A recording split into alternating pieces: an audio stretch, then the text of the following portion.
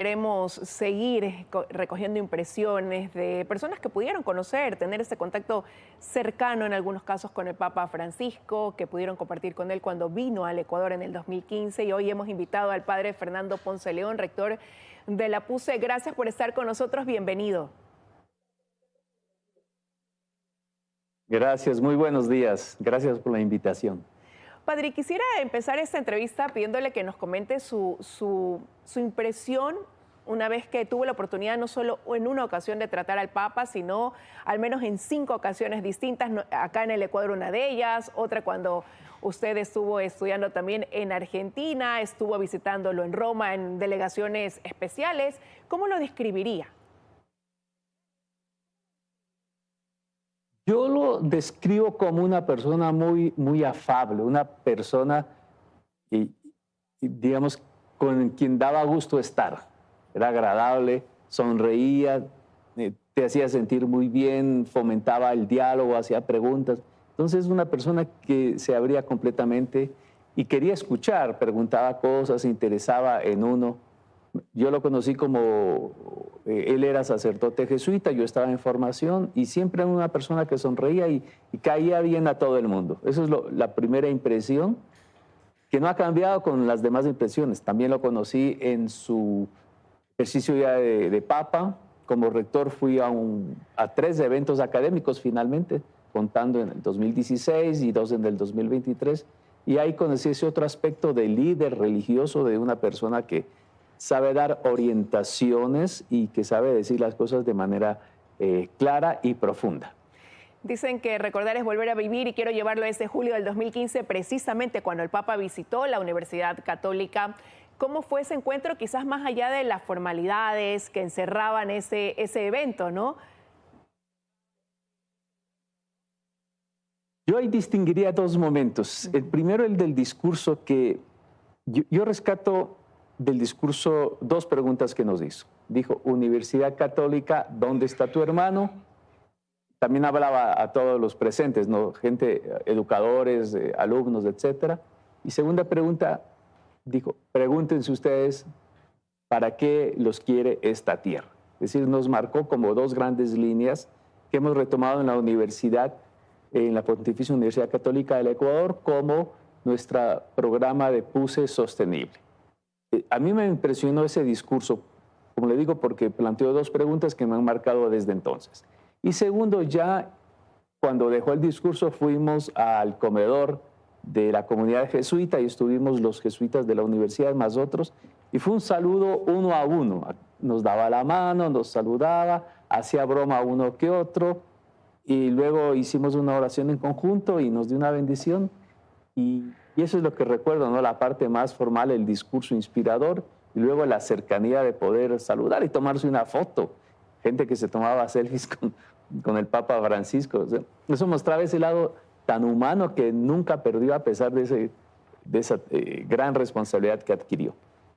Y regresando a esas preguntas que usted mantiene en el recuerdo, en la mente 10 años después de esa visita, ¿qué semilla cree que sembró el Papa con esos cuestionamientos, buscando una respuesta que cada uno interiorice, ¿no? A lo mejor luego de eso, ¿qué cambios pudo notar en los mismos jóvenes de la universidad, en quienes pudieron, jóvenes y también académicos, como usted dice, que formaron parte de ese evento?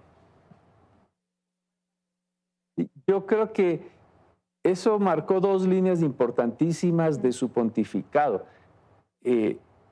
Meses antes, y justo estamos por celebrar los 10 años, meses antes el Papa había sacado su encíclica Laudato Si, donde pide un compromiso por las reconciliaciones justas de la persona consigo misma, de la persona con las demás personas y de la persona con la naturaleza. Esa encíclica Laudato Si, expresada y explicada en la PUCE también, marcó un compromiso de la Iglesia con, diríamos, con la humanidad, con el entorno viviente, con el ambiente. Y luego una segunda encíclica llamada Fratelli Tutti, que habla de la fraternidad universal. En mi lectura retoma esa segunda pregunta. A ver, cada uno pregúntese dónde está su hermano, qué está haciendo por los demás. Eso también ha marcado a los estudiantes de la universidad y sigue marcando. Y más importante que nuestra universidad o que el Ecuador es el mundo. El mundo en general ha acogido ese mensaje de fraternidad universal y de cuidado por la casa común. Creo que son dos grandes herencias que deja a la sociedad y a la iglesia.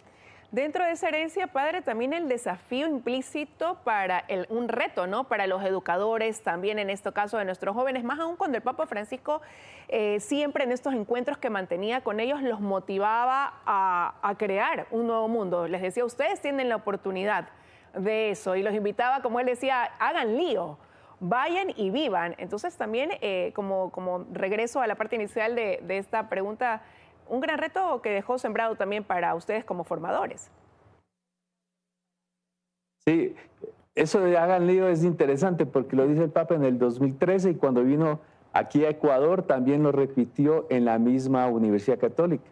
Generalmente los formadores, los educadores tendemos a decir, chicos, tranquilos, no hagan lío, compórtense bien, llévense bien, estudien. Viene el Papa y dice lo contrario, dice, hagan lío. Es decir, como usted bien explica, comprométanse, no estén satisfechos con este mundo que se les ha dejado, transfórmenlo, mejórenlo.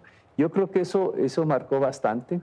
Incluso hay un movimiento que se llama, al principio se llamaba Movimiento de Católicos por el Cambio Climático, hoy es Movimiento Laudato Si, que es mundial, que nació a partir de estas exhortaciones del Papa a hacer lío. Es un movimiento mundial que también lo tenemos en Ecuador. ¿Cuál cree usted, padre, que es la virtud que tenía el Papa Francisco para poder llegar a calar con ese mensaje en los jóvenes, a inspirar quizás incluso a los niños que buscaban siempre en sus visitas estar cerca de él? ¿Cuál resaltaría quizás como esa principal característica? Tantas, quizás yo diría su humanidad y su sencillez, que no es de ninguna manera ingenuidad. Es una persona, como decía yo al inicio, con quien daba gusto estar, agradable, y creaba un buen ambiente en torno a sí. No es alguien que por su posición ponía alguna distancia, sino simplemente estaba ahí. Incluso tenía detalle en un montón de cuestiones. Yo lo conocí a él trabajando en los barrios pobres de Buenos Aires y se acercaba mucho a las familias pobres, a las, como llamábamos, misioneras, les encomendaba una imagen de la Virgen para que la llevaran de casa en casa y él mismo participaba en todas las celebraciones litúrgicas, él mismo organizaba, era bien cercano. Es bien conocido que cuando fue arzobispo de Buenos Aires viajaba en el metro, viajaba en bus, tomaba el transporte colectivo. Hay fotos y es también conocido que cuando fue arzobispo de Buenos Aires iba a visitar a sus sacerdotes enfermos al hospital, cosa que no era muy común. Y a mí hay detalles de su humanidad, hay dos puntos que me impresionan, al inicio y al fin de su pontificado. Cuando fue elegido papa, estaba alojado en Santa Marta, él mismo de su billetera pagó su alojamiento. Siendo papa, regresó a su casa, cogió sus cosas, pagó la estancia y ya se fue a continuar sus actividades ya como papa nombrado. Y ahora en su testamento, él mismo pagó su entierro. En el 22 salió su testamento, poco a poco fue ahorrando, digamos, creó un fondo y con ese fondo pagó el entierro.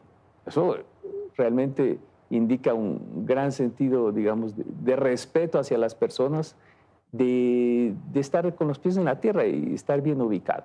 Creo que eso es lo que más destacaría como cualidad humana. Increíble conocer estos detalles que hacen incluso más fácil entender el por qué él simplificó también estos procesos, por qué decidió que su funeral sea así, que su sepelio se realice no en la basílica como los otros papas, sus antecesores, sino más bien en un lugar que era tan especial también para él, ¿no? Y como él decía, un sepelio como lo tiene cualquier otro cristiano en la tierra. Eso hace que uno pueda entender aún más al Papa Francisco. Y ahora la expectativa se centra en este cónclave. ¿En qué viene? ¿En quién pudiera resultar electo, ¿no? ¿Qué esperaría usted de quien sea designado un nuevo Papa, un sucesor de Francisco? Es muy difícil decir. A ver, yo honestamente yo quisiera que fuera alguien como el Papa Francisco o mejor.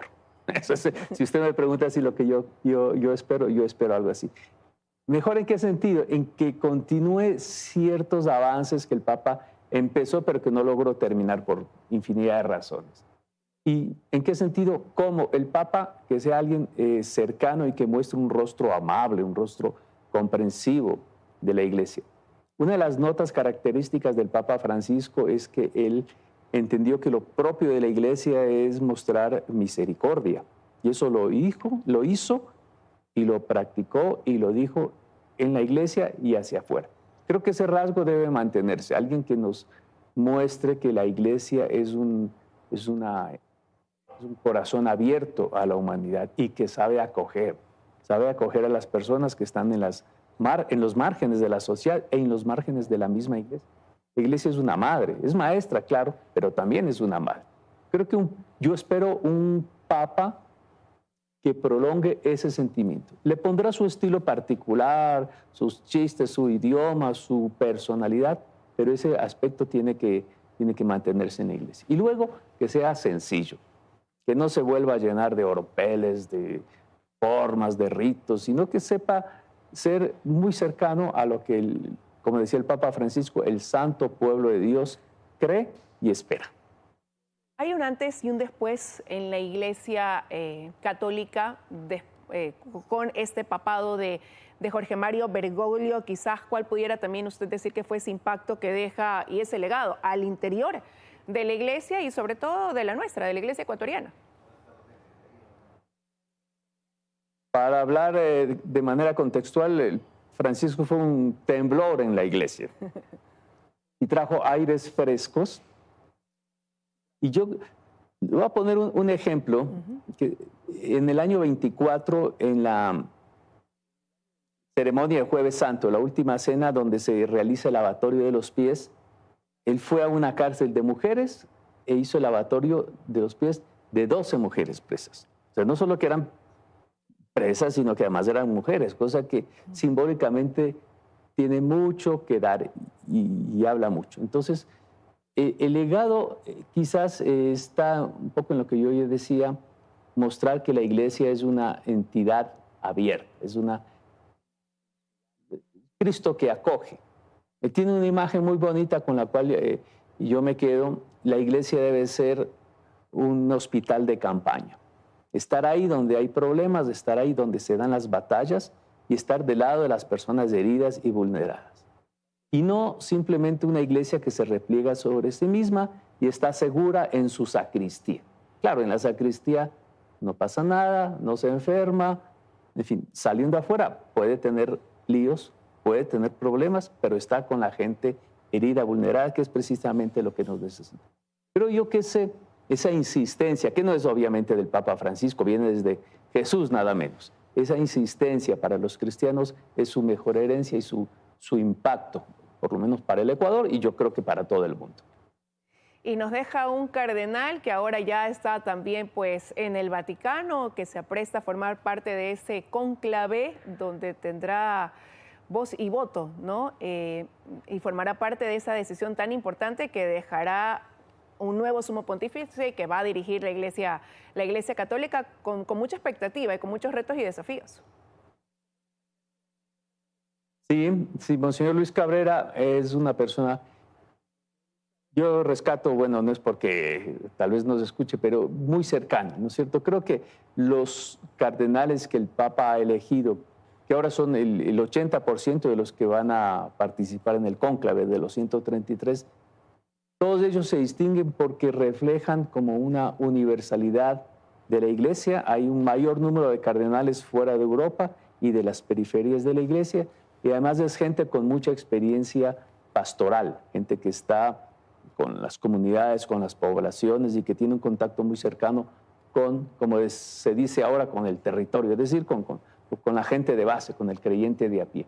Me parece que el Monseñor Luis Cabrera y los cardenales nombrados durante el papado reflejan todos esta imagen de la Iglesia que nos gustaría ver también en el nuevo pontífice. Quiero agradecerle, Padre Fernando, que haya estado con nosotros como rector de la PUCE, recordando esa visita del Papa Francisco y conversándonos también su impresión desde esta oportunidad de haber compartido con él en reiteradas ocasiones. Así que gracias por haber estado con nosotros esta mañana. Gracias a usted.